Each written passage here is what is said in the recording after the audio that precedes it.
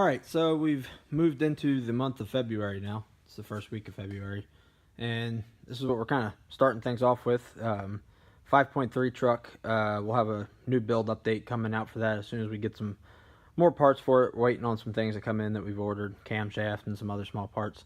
But this is what I got going on right now. This is a 94 Z28 Camaro LT1. We kind of got a little bit of a mess on our hands here. The wiring harness was all cut apart on this, and so the guy brought it in to have things kind of gone through, and so we've fought, traced, and repaired a lot of the wiring. Put new, well, not new, they're junkyard connector ends, but they'll work just fine. Tried to color match everything, so we got mass airflow sensor wiring. But if you'll notice, this coil is not the coil off of the 94. This is a 96 coil. The 94 harness was beyond saving, so in the process of swapping everything over to the 96 harness. Just got to get all the connectors figured out. A lot of the wire conduit and covers are all flaking off, broken. So we're just going through all that, trying to fix all that stuff up just to get this thing to fire for the customer. He wants to get this thing up and running and possibly sell it or something. So trying to get that going. Right now there's a lot of stuff disconnected, but this is kind of the little nightmare we got going on now, but we'll get it lined out and one way or another. So just wanted to give a little update on that, and we'll have a few updates as we get into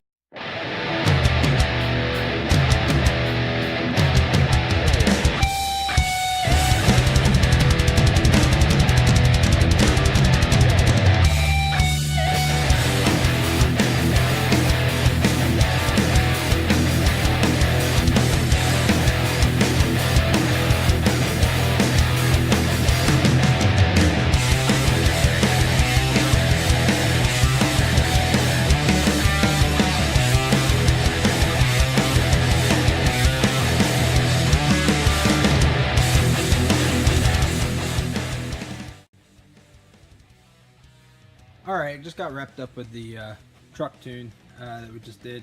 It was just a little basic street tune on a bolt-ons 2005 Silverado, and had some headers and a cold air intake. But the anyway, we got it done, but found out somebody had been playing around in the tune before on it and had cranked the pressures sky high for shifting. These are all back to where they need to be now, but it never hurts to tighten the shift pressures up a little bit. It'll help save the transmission, but when you put them so high that they're blowing the transmission cooler lines off, you know you have a problem. So when these are all back to where they need to be, got the truck all taken care of. We ended up putting a little bit of timing in it and taking the delay out of the power enrichment table. I can actually show you what I'm talking about on that. A lot of you guys that maybe do any of your own tuning, whoops, there we go, do some of your own tuning probably know what I'm talking about here. If you go into engine and then you go into fuel and power enrichment, they always have like a 5,000 RPM delay over here, and so I'll just bump that down. And then the actual EQ ratio, which this one needs to be set all to the same number, but typically when I'll go to tune wide open throttle, I will set this at one, I did it again, one specific number, which is just a multiplier, and then use the math to enrich the fuel. A lot of guys will sit here and just crank this fuel way up and just keep turning it up and up and up, and you can fix that with the mass airflow if you're running a combination mass air speed density tune. But anyway, just got that wrapped up. Gonna probably get out of here for the day and wrap it up, get things cleaned up.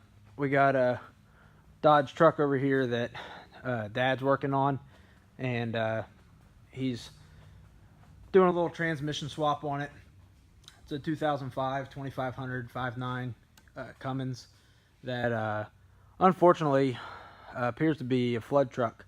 Came out of the Carolinas and had some issues, so ended up putting a new PCM in it and going through it now, and transmission was completely wiped out, full of water.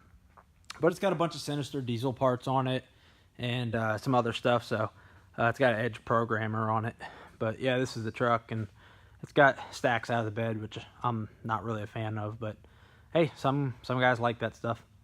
But anyway, so that's kind of what we're working on today, and gonna go ahead and wrap it up, get out of here for the day, head on back down the road. So anyway, go on and subscribe, and check us out on Facebook, homestune.com. I'll link you there, and we'll get you another update later in the week. Hopefully we'll have an update on the 5.3 truck build that we're doing. Don't know if that's going to work out or not, just because we're waiting on the camshafts and some other parts. So pending they get here on time, we'll go ahead and get those taken care of. So anyway, everybody have a good one. We'll catch you next time.